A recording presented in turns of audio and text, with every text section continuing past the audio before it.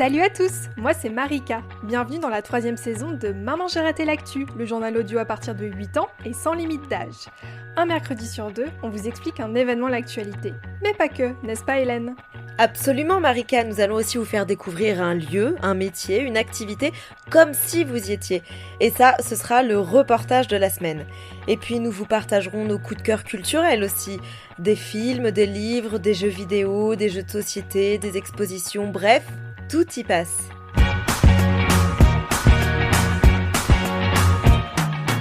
C'est la rentrée Marika! Oui, c'est la rentrée! Alors, comment vas-tu Hélène en ce jour de début de 3e saison de Maman j'ai raté l'actu ? Ah mais je suis boostée comme jamais pour offrir à nos auditeurs de l'actualité de qualité. Alors, je crois que tu t'en rappelles Hélène, l'année dernière en début de saison, nous vous avions fait un petit point sur l'actualité de l'année à venir. Pour cet épisode, on a décidé de vous raconter un peu ce qui va se passer cette année. Je peux déjà vous dire que vos parents peuvent préparer leur carte d'électeur, mais avant cela, nous allons faire un point sur ce que vous avez peut-être raté cet été. Et un de nos journalistes, David, nous rejoindra en cours d'émission pour vous montrer qu'il y a aussi des infos qui donnent le sourire. Trop bien! Allez, on commence tout de suite.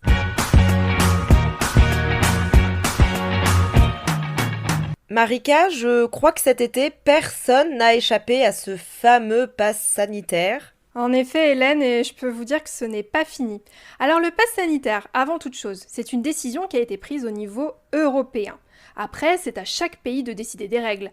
Quand est-ce qu'on le met en place, pour qui, où on doit le présenter. Donc désolé pour nos amis suisses, belges, expats, je sais que vous êtes nombreux à nous écouter, mais on va prendre l'exemple de la France. Bon alors, rembobinons, qu'est-ce qu'il faut pour avoir un pass sanitaire ? Alors, on ne va pas rentrer trop dans les détails, mais il faut soit option numéro 1, être vacciné, donc le nombre de doses dépend du vaccin, si on a eu le Covid ou pas. Option numéro 2, avoir eu un test négatif de moins de 72 heures ou 48 heures dans certains cas. Alors, il y en a peut-être parmi vous qui ont déjà eu la visite d'un bâtonnet dans le nez, c'est toujours très agréable. Et option numéro 3, le résultat d'un test qui dit que vous êtes guéri de la Covid-19. Si vous remplissez une de ces 3 conditions, bravo, vous avez ce fameux pass sanitaire. Enfin, je dis vous. Le pass sanitaire ne vous concerne pas encore pour la plupart d'entre vous, puisqu'il faut avoir 12 ans, et oui, pour avoir un pass sanitaire. Donc nos jeunes auditeurs sont pour l'instant tranquilles, on ne pourra pas vous réclamer un pass pour rentrer quelque part. Et alors ce pass sanitaire, on en a besoin pour aller où ? Alors la liste elle est longue Hélène et en plus elle s'allonge. Il faut montrer un pass sanitaire au théâtre, au cinéma, dans les zoos, les parcs d'attractions, les restaurants, les trains, les avions, les centres commerciaux. En tout cas pour ceux de 12 à 17 ans ce sera à partir du 30 septembre. Et ce pass sanitaire ne ravit pas tout le monde Hélène, cela fait plusieurs semaines que des personnes manifestent tous les samedis. Ah oui, et pourquoi ils manifestent ? Eh bien pour ceux qu'on appelle les antipasses, avoir un pass sanitaire les prive de liberté. Pour eux, on n'a pas le droit d'interdire les gens d'aller dans certains endroits. Ils pensent que le pass sanitaire divise les Français. Pour les autres, alors ceux qui sont pro-pass sanitaire, le virus va sûrement durer encore longtemps et il est nécessaire, en fait, ce pass sanitaire pour éviter un autre confinement ou un couvre-feu. Pour l'instant, ce pass sanitaire, il est imposé jusqu'à mi-novembre 2021, mais le gouvernement reste très attentif à ce qui se passe du côté du Covid. Ça fait plus d'1 an et demi que le Covid est entré dans nos vies et il faut donc jouer la prudence. Eh bien, merci beaucoup pour ce point Covid, Marika. Il ne nous reste plus qu'à espérer que cette crise soit bientôt derrière nous. Enfin, je dis cette crise au singulier, alors qu'en réalité, cette crise revêt aujourd'hui de multiples aspects, à la fois sanitaires, donc, puisque des gens sont malades, mais aussi économiques, puisque des tas d'entreprises ont dû fermer ou licencier des gens, et puis psychologique aussi, parce que ces confinements ont durement attaqué le moral de beaucoup de gens. Bon alors je vais enchaîner sur des nouvelles pas beaucoup plus réjouissantes et pour cela je vous emmène dans un pays que j'aurais pourtant rêvé de visiter, c'est l'Afghanistan. Alors Hélène, tu vas sûrement nous parler de l'arrivée au pouvoir des talibans ? Et oui, une prise de pouvoir toute récente, le 15 août dernier, jour de la Sainte Marie d'ailleurs, bisous Marika, le président afghan Ashraf Ghani, qui avait été élu en 2014 par le peuple de manière démocratique, donc suite à une élection, eh bien ce président, il a pris la fuite pour éviter d'avoir à combattre des hommes armés, nommés talibans, qui se dirigeaient vers la capitale, Kaboul. Quelques heures plus tard, ces talibans se filmaient dans le palais présidentiel, dans le siège du président. Ce sont eux les nouveaux maîtres du pays. Mais concrètement, ce sont qui ces hommes armés, ces talibans, comme tu les appelles, Hélène? Et pourquoi est-ce que le fait qu'ils soient au pouvoir, ça inquiète tout le monde? Alors, ce qu'il faut savoir avant tout, c'est que c'est un groupe de personnes qui pensent que chaque action doit être réalisée en accord avec ce qui est écrit dans le livre religieux des musulmans, le Coran. Par exemple, leur première action a été de décréter que l'Afghanistan n'était plus une république, comme on peut en avoir une en France par exemple. Désormais, il s'agit d'une république islamique. Ils ont mis en place la charia. Alors charia, c'est un mot arabe que l'on peut traduire par la voie, V-O-I-E, donc dans le sens de le chemin, si vous voulez. Cette charia, c'est un texte avec un ensemble de lois inspirées du Coran. Ce sont les droits et les devoirs du bon citoyen musulman, si vous voulez. Alors désormais, en Afghanistan, c'est la seule loi qui est en vigueur. C'est celle-là, c'est celle de la charia. Est-ce que c'est pas un peu comme en France, il y a quelques siècles, quand la religion catholique était au cœur de la vie des Français? En quelque sorte, oui, sauf que depuis 1901, il y a une loi très importante pour nous en France, surnommée la loi de séparation de l'Église et de l'État. Cela signifie qu'en France, la spiritualité de chacun, donc ça veut dire ses croyances ou sa religion, ne regarde que lui. L'État n'a rien à faire là-dedans et, à l'inverse, la religion n'a plus le droit de s'immiscer dans les décisions de l'État et dans les lois. Le fait de mêler religion et pouvoir est très dangereux, parce que ce qui a été écrit il y a 2000 ans pour la religion catholique ou il y a 1300 ans pour l'islam n'est plus forcément en accord avec le monde d'aujourd'hui. Et puis parce que l'interprétation qui est faite de ce qui a été écrit il y a 1300 ans peut être différente d'une personne à une autre. Les talibans, justement, ont une lecture très stricte de l'islam. Par exemple, ils estiment que la musique et les chansons doivent être interdites. Seules celles qui parlent de la religion musulmane sont autorisées. C'est ainsi qu'il y a quelques jours, un chanteur de musique traditionnelle, un Afghan, a été tué chez lui.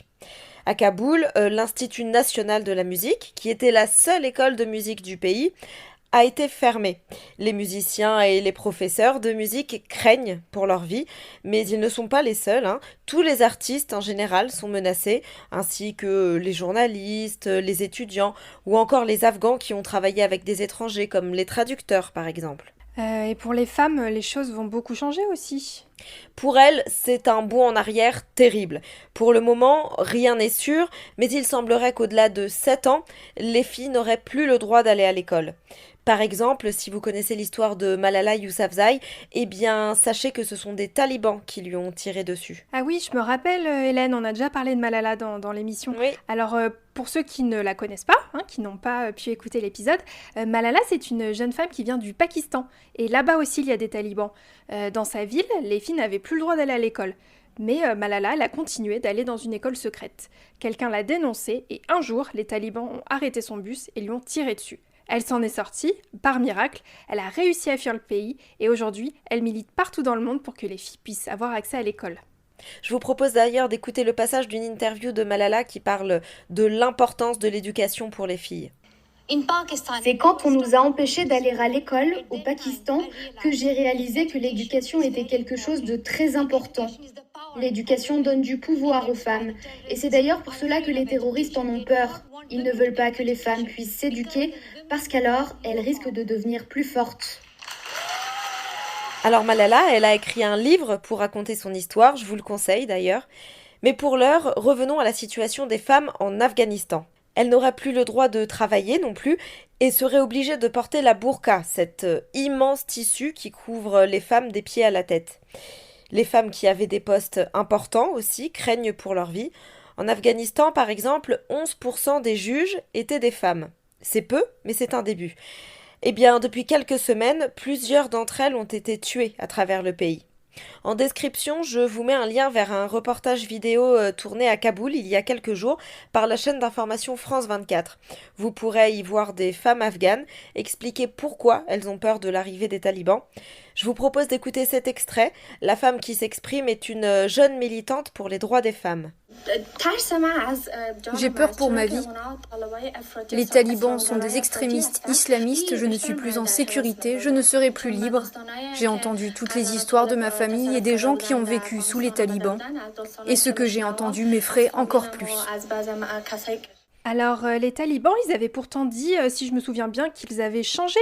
Mais d'ailleurs, est-ce que ça veut dire qu'ils existent depuis longtemps? Alors oui, pour ta première question, c'est ce qu'ils avaient déclaré à des journalistes à leur arrivée au pouvoir, mais dans plusieurs parties du pays, dans lesquelles ils étaient déjà présents depuis quelques mois, voire quelques années, on a pu voir que leur méthode n'avait pas changé. Parce qu'en fait, les talibans avaient déjà réussi à prendre le pouvoir une fois, à la fin des années 90. Mais leur règne a été de courte durée. Le 11 septembre 2001, un groupe terroriste du nom d'Al-Qaïda a lancé une attaque contre les États-Unis, le pays qui représente tout ce que eux et les talibans détestent, c'est-à-dire des gens qui boivent de l'alcool, des femmes qui s'habillent comme elles le veulent, de la musique, des films, bref, plein de distractions qui peuvent éloigner les gens de Dieu selon les talibans et Al-Qaïda. Cette attaque, le 11 septembre 2001 à New York, a fait plus de 3000 morts. 2 avions se sont alors écrasés contre 2 gratte-ciel gigantesques appelés le World Trade Center. Ces attentats ont marqué le monde entier, et notamment notre génération, Marika. Tout le monde se rappelle où il était, ce qu'il faisait quand les tours jumelles sont tombées. Les images étaient diffusées en direct à la télévision. Moi, par exemple, j'avais 9 ans, je rentrais de l'école et j'étais furax parce que je ne pouvais pas regarder les Minicums à la télé. C'était mon émission de dessin animé habituelle. Et partout, sur toutes les chaînes, il y avait les mêmes images en direct de ces 2 grandes tours avec de la fumée, puis leur effondrement. Alors moi, à 9 ans, je comprenais pas encore que ce que j'étais en train de voir allait changer le monde à tout jamais. Mais en tout cas, j'ai encore les images en tête et ça m'a beaucoup marqué.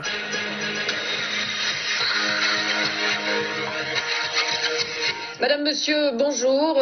Nous interrompons nos programmes pour un flash spécial de la rédaction. Les 2 tours du World Trade Center en plein centre de New York ont en effet été la cible de ce qui semble être un double attentat terroriste. À 8h43, heure locale très précise, un premier avion s'est écrasé sur la première tour du bâtiment. Vous le voyez, la première tour qui était en flammes. 18 minutes plus tard exactement, un deuxième avion est venu percuter de plein fouet la deuxième tour du World Trade Center. Vous voyez, vous découvrez cette image absolument incroyable du deuxième avion qui est venu donc se cracher, s'incruster dans la deuxième tour du World Trade Center.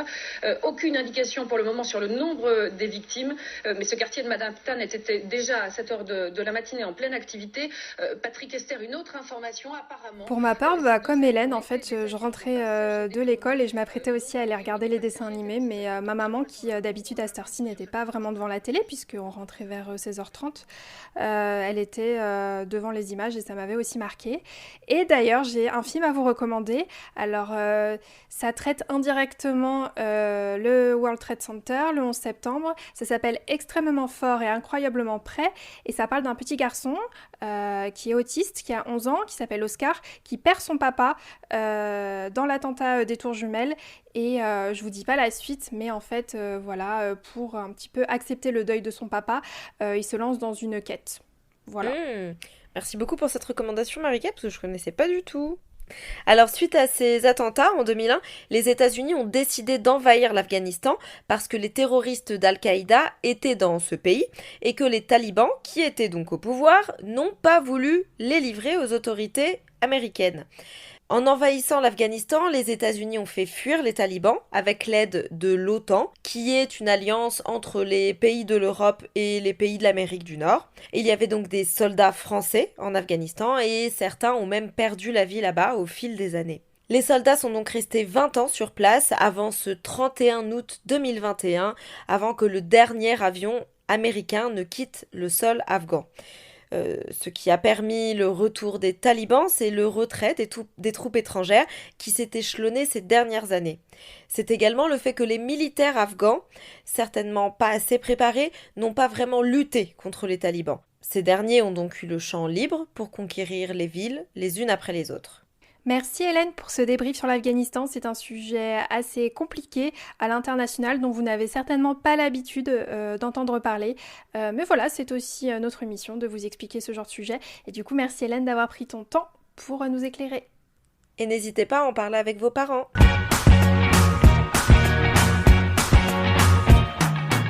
Bon, alors avant de passer à la deuxième partie de l'émission qui va concerner tout ce qui nous attend pour cette nouvelle année 2021-2022, prenons une pause Et écoutons un peu d'informations qui nous font dire que non, tout n'est pas noir dans ce monde. Pour ce tour des infos positives, on accueille notre journaliste David. J'espère que tu vas bien, que tu as passé un bon été malgré le temps moche et que tu as pu en profiter. Salut Hélène, salut Marika. Oui, en effet, j'ai passé un très bon été et je suis content d'être avec vous pour cet épisode. Alors, comme tu l'as dit Marika, je viens pour vous apporter quelques infos positives que vous n'avez peut-être pas entendues cet été. D'abord, du côté des animaux, on peut se réjouir de la naissance de 2 lynx boréales dans les Vosges, à l'est de la France. Alors, c'est une bonne nouvelle parce qu'il n'y a pas eu de naissance de lynx dans cette région depuis le XVIIe siècle, soit il y a un peu plus de 300 ans. Tout ça a été rendu possible grâce à la libération l'année dernière de Lika, une femelle âgée de 10 ans qui a été élevée en Suisse. Et d'ailleurs, à ce jour, elle reste la seule femelle de la région, puisque la dizaine d'autres lynx présents dans les Vosges sont tous des garçons. Toujours dans les animaux, mais cette fois-ci très très loin de nous, on peut aussi parler du kiwi qui a fait son retour en Nouvelle-Zélande. Alors, en plus d'être le nom d'un fruit, le kiwi c'est surtout l'oiseau emblématique de la Nouvelle-Zélande. Alors, pour ceux qui ne voient pas à quoi ça ressemble, le kiwi ça fait la taille d'une grosse poule, ça a un bec long et fin avec des poils marrons à la place des plumes, et ça a 2 petits moignons qui fait que ça lui empêche de voler. L'espèce avait quasiment disparu de l'île en passant de 12 millions au XVIIIe siècle à 70 000 seulement en 2016. Heureusement, grâce à des programmes de conservation, les kiwis recommencent à peupler le nord de la Nouvelle-Zélande avec plus d'1 millier de kiwis qui ont vu le jour au cours des 5 dernières années. Bon alors c'est bien pour les animaux, mais il y a d'autres choses qui ont fait du bien pour la planète ? Bah oui, on peut aussi parler de ce qui s'est passé aux Antilles, où il y a 2 problèmes environnementaux. D'un côté, il y a le chlordécone, un produit chimique qui a été déversé massivement en Martinique et en Guadeloupe entre 1972 et 1993 pour tuer un parasite qui était présent dans les bananes, mais qui a fini par empoisonner les sols et les rivières. De l'autre, on a les sargasses, c'est une algue toxique qui sont très mauvais, ça sent un peu comme l'œuf pourri, dont on a beaucoup de mal à se débarrasser et qui envahit quasiment toutes les plages des 2 îles. Eh bien, des chercheurs de l'Université des Antilles, en Guadeloupe, ont eu l'idée de transformer les sargasses en charbon qui est capable d'absorber le chlordécone présent dans l'eau et dans les sols. En gros, une fois desséché, le charbon de sargasse fonctionne comme une éponge qui emprisonne le chlordécone. Alors pour l'instant, c'est qu'une première étape, mais ça démontre qu'on peut trouver une solution à 2 problèmes à la fois. Enfin, pour terminer, je voulais aussi vous parler de l'initiative de Samuel, un adolescent qui vit au Ghana, un pays situé en Afrique de l'Ouest. Samuel, il a 17 ans et il a réussi à construire de ses mains un scooter électrique qui fonctionne à l'énergie solaire. Et le plus fou dans cette histoire, c'est que tout a été fait avec des matériaux de récupération. Donc en gros, avec des planches de bois, des batteries d'anciens téléphones portables et un panneau solaire, il a réussi à créer un scooter qui roule et qui en plus est équipé d'une radio et d'un récepteur Bluetooth. Et grâce au succès qu'il a eu sur les réseaux sociaux, Samuel a même été contacté par le président du Ghana qui l'a félicité et qui lui a donné des ressources pour améliorer son projet. Stylé. Comme quoi on peut être jeune et entreprendre des choses et réussir. Merci David pour toutes ces bonnes nouvelles, tu reviens quand tu veux, ça fait du bien.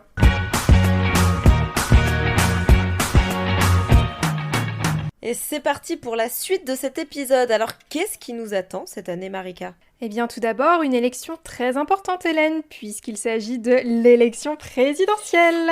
Ouh là là. Eh oui, les 10 et 24 avril prochains, les Français voteront pour le prochain président de la République. Un sujet qu'on va bien sûr traiter dans Maman, j'ai raté l'actu. Nous ne passerons pas à côté. Mais alors qui se présente officiellement, Marika ?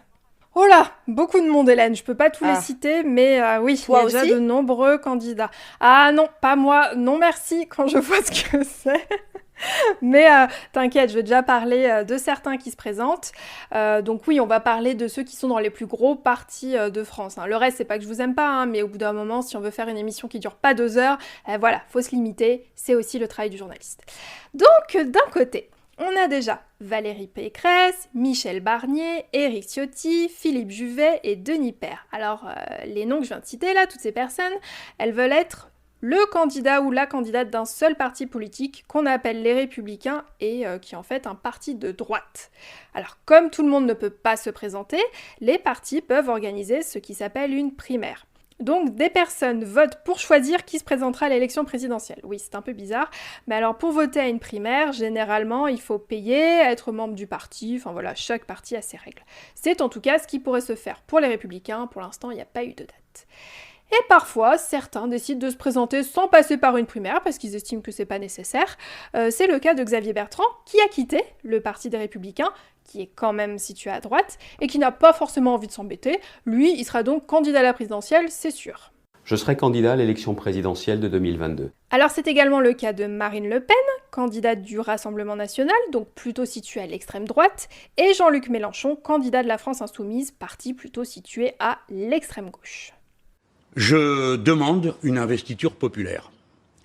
Par conséquent, je serai candidat définitivement si, et seulement si, j'ai recueilli 150 000 signatures de parrainage. À ce moment-là, je me sentirai investi par le peuple. Le Parti socialiste, donc à gauche, a décidé d'organiser une primaire.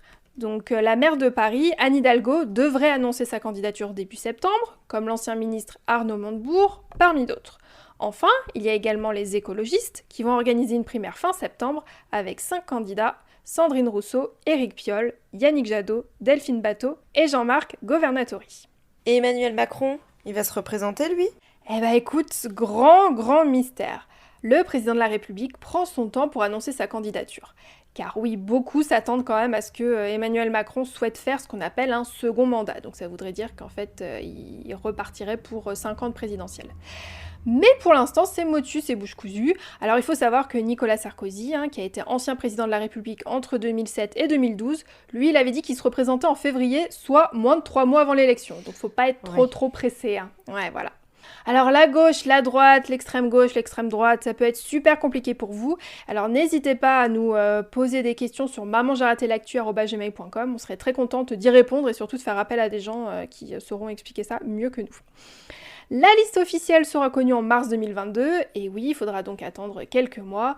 En tout cas, à Maman j'ai raté l'actu, ça sera la première élection présidentielle qu'on fera avec vous.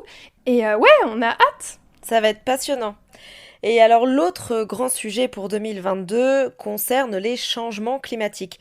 Alors c'est un sujet important depuis plusieurs années, on est bien d'accord. Mais la nouveauté, c'est que le GIEC va rendre les parties 2 et 3 de son rapport, ainsi qu'une synthèse pour résumer tout ce qui est dit dans ces milliers de pages d'études. Alors le GIEC, c'est le groupe d'experts intergouvernemental sur l'évolution du climat. Voilà, tout est dit.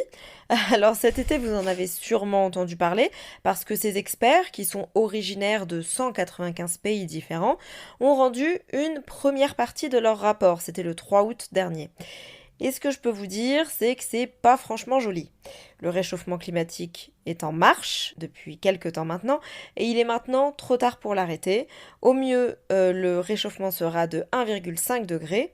Mais pour se maintenir à ce chiffre, il faudrait que le monde entier réagisse maintenant et prenne de grandes décisions dans les semaines qui viennent. On ne peut plus attendre. Et au pire, la hausse de la température pourra monter jusqu'à 5,7 degrés. C'est beaucoup, et alors, quelles sont les conséquences de ce réchauffement ? Elles sont nombreuses et prennent différentes formes, mais sont tout aussi terribles. Alors il y a bien évidemment les canicules, les feux, les tempêtes et les sécheresses qui vont se multiplier, entraînant des morts, des famines et obligeant des millions de personnes à quitter des terres qui deviendront inhabitables. La fonte des glaciers se poursuit, tout comme la montée des eaux. À Saint-Pierre-et-Miquelon, par exemple, dont je vous ai déjà parlé plusieurs fois, les conséquences de cette montée des eaux sont palpables. Il y a l'île de Saint-Pierre à côté et celle de Miquelon-Langlade de l'autre. Alors, il y a Miquelon en haut et Langlade au sud qui sont reliés par une bande de terre appelée un isthme. Autrefois très large, cette bande de terre diminue après année. En fait, la mer grignote toujours plus de mètres. Et cette année, la route reliant les deux presqu'îles s'est même effondrée, emportée par la puissance des vagues. La menace que Miquelon et Langlade deviennent 2 îles distinctes est de plus en plus présente. Alors pour éviter tout ça, il faut que les grands dirigeants du monde entier prennent des décisions fortes et vite. D'ailleurs, si vous nous écoutez, les grands dirigeants du monde, coucou.